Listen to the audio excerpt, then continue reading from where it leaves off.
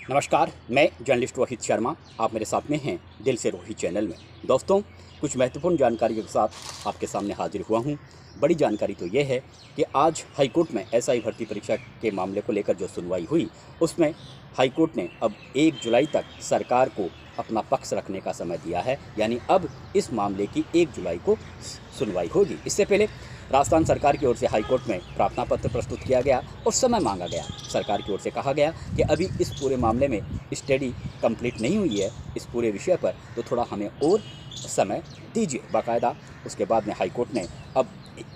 1 जुलाई तक का समय दिया है और साफ कह दिया है कि आपको 1 जुलाई को तो हाई कोर्ट में आकर यह बताना ही होगा कि आप एसआई भर्ती परीक्षा को रद्द करना चाहते हैं या नहीं करना चाहते। इसके जवाब में सरकार के वकीलों की ओर से बाकायदा कहा गया कि अगर हम 1 जुलाई को पूरी तैयारी के साथ आएंगे और हम ये बताएंगे, अगर हम ये बताएंगे कि इस परीक्षा को रद्द करना है तो बाकायदा उसके कारण भी बताएंगे, और अगर हमारा जवाब ये होगा कि हम इस परीक्षा को बरकरार रखना चाहते हैं तो हम उसका भी कारण बताएंगे। यानी पूरी तरह से हाईकोर्ट को आज आश्वस्त किया गया है कि 1 जुलाई को हम पूरा रुख स्पष्ट कर देंगे। इसके बाद में अब 1 जुलाई तक सबको इंतजार करना होगा। कल आपने देखा था कि एसआई भर्ती परीक्षा को लेकर जयपुर के मानसरोवर में राष्ट्रीय लोकतांत्रिक पार्टी के संरक्षक, नागौर के सांसद हनुमान बेनीवाल की ओर से जन आक्रोश रैली का आयोजन किया गया। बड़ी संख्या में युवा उस रैली में आए। राजस्थान के कोने कोने से युवा भी आए और उनके परिजन भी आए। तो अब और जिस तरह का आपने माहौल देखा होगा कल कि भरी भीड़ के बीच में हज़ारों की संख्या में जब युवा वहां पर मौजूद थे, तो उस समय सरकार की ओर से वहां पर 2 प्रतिनिधि भी गए थे। जयपुर के police commissioner Biju George Joseph और जयपुर के संभागीय आयुक्त, दोनों बड़े अधिकारी वहां पर बातचीत करने के लिए भी गए थे बाकायदा वहां सभा स्थल पर। और हनुमान बेनीवाल ने वहां पर सभा स्थल पर ही उन दोनों अधिकारियों से बातचीत की और बातचीत करने के बाद में कहीं ना कहीं हनुमान बेनीवाल सरकार के इन दोनों अधिकारियों की बातचीत से शायद संतुष्ट थे। इसीलिए उन्होंने भरी भीड़ के बीच में उन दोनों अधिकारियों को ये कहा, यानी बिजू जॉर्ज जोसफ को और संभागीय आयुक्त को, कि आप खुद संबोधित कीजिए, क्योंकि मैं जो भी निर्णय लूँगा सब मेरे युवाओं के सामने ही लूँगा। तो उसके बाद में बिजू जॉर्ज जोसफ ने बाकायदा कहा भी कि सरकार इस पूरे मामले में आपके मंशा के अनुरूप स्टडी कर रही है, अभी स्टडी जारी है, आप थोड़ा देर रखिए। तो इस बातचीत से हनुमान बेनीवाल संतुष्ट भी हो गए थे और उसके बाद में जो वो रैली थी वो शांतिपूर्वक तरीके से रैली का समापन भी हो गया था। तो अब 1 जुलाई तक और इंतज़ार करना होगा। दूसरा, इस मामले में ऐसा था कि कल डबल एजी भी सुनवाई के दौरान, सरकार के डबल एजी सुनवाई के दौरान उपस्थित रहे थे। तो डबल एजी की ओर से भी ये कहा गया कि जब उन्होंने ये कहा था, जब उनकी ये राय थी कि इस भर्ती परीक्षा को रद्द करना चाहिए, तो उन्होंने उस परिप्रेक्ष्य में कहा था जब एसओजी ने पिछले दिनों कहा था कि इस पूरे भर्ती परीक्षा के घोटाले में करीबन 400 लोगों की गिरफ्तारियां हो सकती है। तो इतने बड़े व्यापक पैमाने पर ये सोच कर कि इतने बड़े व्यापक पैमाने पर गड़बड़ियां हुई है, अनियमितताएं हुई हैं, उसके बाद में उनकी ये राय थी कि इस भर्ती परीक्षा को रद्द करना चाहिए। ये डबल एजी के एक तरीके से उन्होंने इस तरह की दलील हाई कोर्ट में दी। लेकिन अब जिस तरह से एसओजी के जो अधिकारी हैं, वही एसओजी के अधिकारी जो पहले 400-500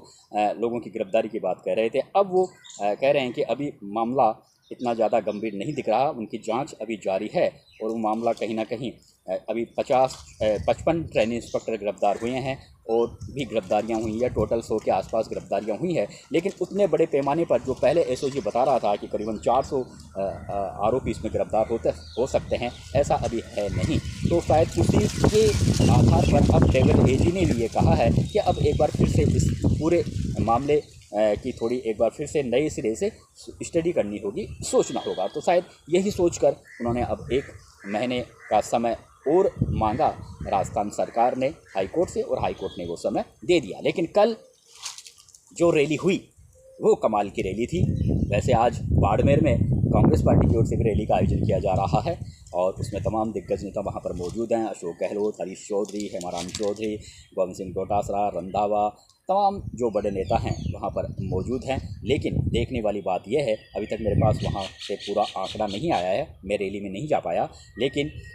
अगर क्योंकि कल की रैली में करीबन 45 से 50 हज़ार लोगों के आने का दावा किया जा रहा है और कुछ इस तरह की चर्चा भी है कि एक बड़ी संख्या में कल हनुमान बेनीवाल की रैली में लोग आए थे और बहुत ज़बरदस्त भीड़ वहाँ पर जमा हुई थी। हालांकि 1 लाख लोगों के आने का दावा किया जा रहा था, लेकिन सब जानते हैं कि अगर आज के इस दौर में, व्यस्त दौर में, बहुत से युवा एग्ज़ाम की तैयारी कर रहे हैं, अगर ऐसी स्थिति में भी अगर 15 से 20 हज़ार आदमी भी एक जगह इकट्ठा हो जाते हैं तो वो एक बड़ी सफल रैली मानी जाती है। लेकिन कल करीबन 45 से 50 हज़ार लोग आए, तो उस रैली को देखकर, उन रैली में युवाओं को देखकर और महिलाओं को देखकर हनुमान बेनीवाल को भी ऐसा लगा, और उनका तो ये कहना था कि 2 दिन पहले उन्होंने मीडिया को कहा भी था कि मैं तो ये मान रहा था कि भीषण गर्मी का दौर है, युवा काफ़ी इस समय व्यस्त हैं, तो अगर 40 हज़ार भी आ जाएंगे तो मैं तो उनको 2 लाख के बराबर मानूंगा। लेकिन कल 40 हज़ार से भी ज़्यादा, यानी 45 से 50 हज़ार के बीच में लोग रैली में आए, तो हनुमान बेनीवाल काफ़ी खुश थे और उनका हौसला काफ़ी और बुलंद था। और उन्होंने ये कहा भी कि अब मुझे यकीन आ गया है कि अगर मैं बाय द वे अगर जेल में भी चला जाऊं तो आप लोग मुझे छुड़ा लोगे। तो भीड़ को देखकर उन्हें लगा कि अभी हनुमान बेनीवाल की ताकत कमज़ोर नहीं हुई है। भले ही राजस्थान विधानसभा में उनके 3,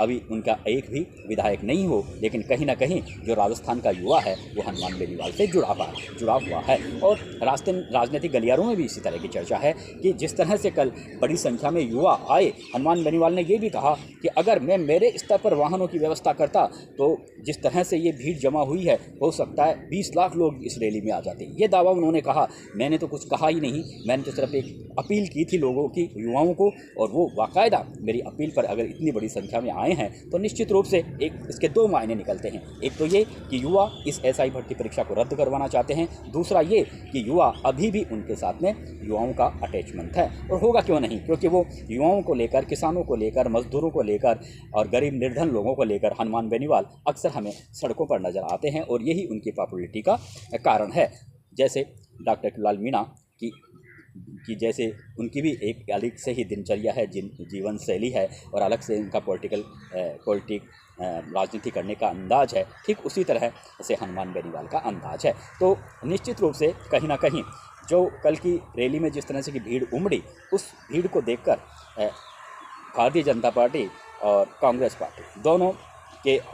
होश तो उड़े हैं, इसमें कोई दो राय नहीं है। और शायद इसी वजह से राजस्थान सरकार की ओर से दोनों अधिकारियों को वहां पर बातचीत के लिए भेजा भी गया कि आप युवाओं को जाकर भरोसा दिलाइए, विश्वास में लीजिए। तो कहीं ना कहीं पुलिस का जो खुफिया विभाग है उनकी ओर से बाकायदा सूचना दी गई मुख्यमंत्री कार्यालय को और मुख्यमंत्री और गृह विभाग को। तो मामले को काफ़ी गंभीरता से लिया है, क्योंकि जिस तरह से युवाओं ने अपना जज्बा वहां पर दिखाया है, जिस तरह से वहां पर अपनी मौजूदगी दिखाई है इस भीषण गर्मी में, तो सरकार को ऐसा लगने लगा है कि युवा इस भर्ती परीक्षा को रद्द करवाने को लेकर ज़्यादा एक तरीके से वो रद्द करवाने को लेकर ज़्यादा अडिग हैं। हालांकि बहुत से लोग ऐसे भी हैं और बहुत से इस पूरे मामले में आप सबको पता है कि जिनका सिलेक्शन हो चुका है, जिनका ईमानदारी से, बहुत से लोगों का, क्योंकि 859 इंस्पेक्टरों की भर्ती हुई थी, तो ये तो है नहीं कि 859 पूरे फर्जी नियुक्तियाँ हुई है। इनमें जो ईमानदारी से भी सिलेक्शन हुआ है, लेकिन जिनका ईमानदारी से सिलेक्शन हुआ है उनका क्या हो, तो उनके जो परिजन हैं और वो जो लोग हैं जिनका ईमानदारी से, जिन्होंने मेहनत करके अपना सिलेक्शन इसमें हासिल किया है, उन लोगों का कहना है कि आप इस भर्ती परीक्षा को रद्द मत कीजिए और इसको बरकरार रखिए, नहीं तो हमारी मेहनत पर पानी फिर जाएगा। हमने जो काफ़ी मेहनत की है, पैसा बहाया है घर वालों का, वो व्यर्थ चला जाएगा। तो 2 पक्ष हैं, लेकिन एक पक्ष का पलड़ा भारी है जो एसआई भर्ती परीक्षा को रद्द करवाना चाहता है, उसका पलड़ा भारी है। इसीलिए इस पूरे मामले में, जैसे डॉक्टर किलाल मीणा ने भी पहले ये इस भर्ती परीक्षा को रद्द करवाने के लिए कहा था, एसओजी ने भी कहा था, पुलिस मुख्यालय ने भी कहा था, AAG की ओर से भी कहा गया था कि एसआई भर्ती परीक्षा को आप रद्द कीजिए। तो सरकार तो काफ़ी असमंजस की स्थिति में है ही। सब कमेटी की ओर से भी अभी जो बैठक हुई थी उसमें भी जिस तरह से बॉडी लैंग्वेज थी, एक तरीके से उस बैठक में जो मंत्री बैठे थे उनकी जो बॉडी लैंग्वेज थी, जिस तरह से उन्होंने पत्रकारों को संबोधित किया, तो वो भी उनका अंदर से मन कर रहा था कि हम क्या बयान दें, क्योंकि वो भी जानते हैं कि जिस तरह से इस पूरे भर्ती परीक्षा को लेकर जो माहौल बना हुआ है, वो कहीं ना कहीं ऐसा लगता है कि एक बार इस एसआई भर्ती परीक्षा को रद्द कर ही देना चाहिए। लेकिन दूसरा पक्ष ये भी है कि इस परीक्षा को बरकरार रखना चाहता है। बहुत सी चुनौतियां सरकार के सामने आएगी, बहुत सी परेशानियां सामने आएगी, तो सरकार पूरी तरह से इसका विश्लेषण तो कर रही है, लेकिन डिसीजन नहीं ले पा रही है। लेकिन अब तो 1 महीने में डिसीजन लेना ही होगा। कुल मिलाकर अब मेरा जो वीडियो बनाने का मतलब ये भी था कि कल जिस तरह से भीड़ आई, तो ये तो बिल्कुल जाहिर सी बात है कि हनुमान बेनीवाल की जो लोकप्रियता है उसमें कहीं कोई कमी नहीं आई है। भले ही राष्ट्रीय लोकतांत्रिक पार्टी का अभी एक भी विधायक नहीं हो, भले ही राष्ट्रीय लोकतांत्रिक पार्टी के कई बड़े नेता, चाहे वो रविंद्रनाथ डांगी राष्ट्रीय लोकतंत्र हनुमान बेनीवाल का साथ छोड़कर बीजेपी में चले गए हों और खींवसर से विधायक बन गए हों, इसी तरह से उम्मीदवार बेनीवाल बाड़मेर में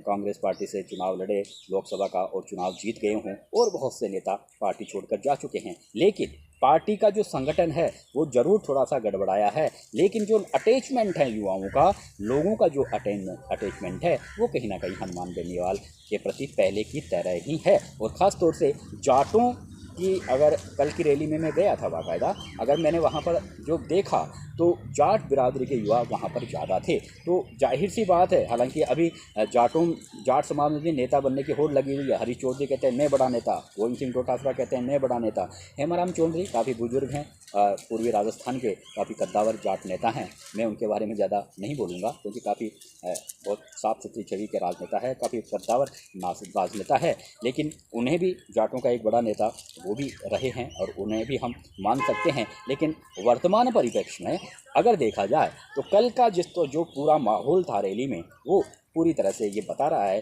कि हनुमान बेनीवाल की जो लोकप्रियता है वो जाट बिरादरी में भी लगातार तेज़ी से बढ़ती जा रही है। वो कहीं ना कहीं ऐसा इंगित करती है कि अब कुछ भी हो, जाटों का नेता तो आने वाले दिनों में हनुमान बेनीवाल ही बनेगा। और बहुत से लोग कहते भी हैं, राजनीतिक विश्लेषक ये मानते भी हैं कि हनुमान बेनीवाल ही इस समय जाटों का नेता है। तो अगर ये बात भी कहें तो कोई गलत नहीं होगा। इसीलिए भारतीय जनता पार्टी और कांग्रेस पार्टी, भारतीय जनता पार्टी के राजस्थान में सरकार है, कांग्रेस पार्टी विपक्ष की भूमिका में है। कांग्रेस पार्टी में तो शुरू में ही बड़े बड़े दिग्गज जाट नेता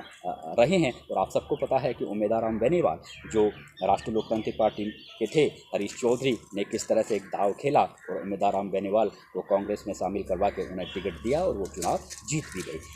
चुनाव जीतना हारना ये एक अलग बात है। और इसी तरह से रविंद्रनाथ डांगा ये भारतीय जनता पार्टी में की शोभा बढ़ा रहे हैं और विधायक हैं, लेकिन इन सारे स्थितियों के बावजूद भी हनुमान बेनीवाल की लोकप्रियता पहले की तरह बनी हुई है। और ये जाहिर सी बात है कि अब उन्होंने कहा भी है, कल युवाओं को उन्होंने बोला भी है कि आप